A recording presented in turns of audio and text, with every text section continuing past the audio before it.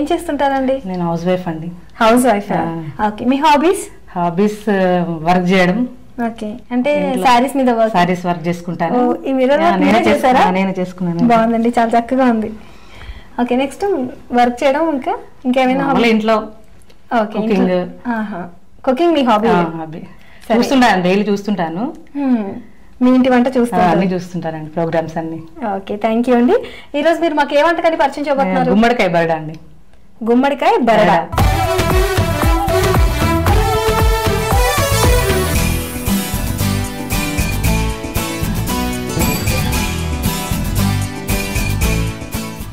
Okay అండి, దీనికోసం కావాల్సిన పదార్థాలు ఏంటో చూపిస్తారా?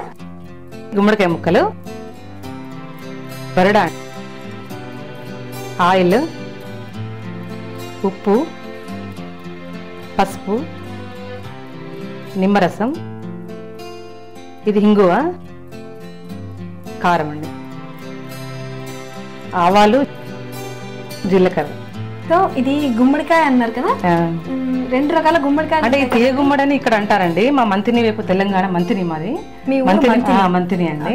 అక్కడ బూడిది గుమ్మడికాయ అంటారు దీన్ని. దీన్ని బూడిది గుమ్మడికాయ అంటే ఇది పైన మీరు చెక్కు తీసి పొట్టు తీసేయాలండి. పొట్టు తీసి ముక్కలు, విత్తులు ఉంటాయి కదా, అవి తీసేసి ముక్కలు, ఓన్లీ ముక్కలు కట్ చేసి పెట్టారు. ఓకే, నెక్స్ట్ మీరు ఇది బరడా అని చెప్పారు కదా. బరడా అండి శనగపప్పు అండి. అసలు శనగపప్పుని మనం మామూలుగా మిక్సీలో గ్రైండ్ చేసుకోవచ్చు. మామూలుగా గిన్నెలు ఉంటాయి కదా, అలా అక్కడ కూడా చేసుకోవచ్చు.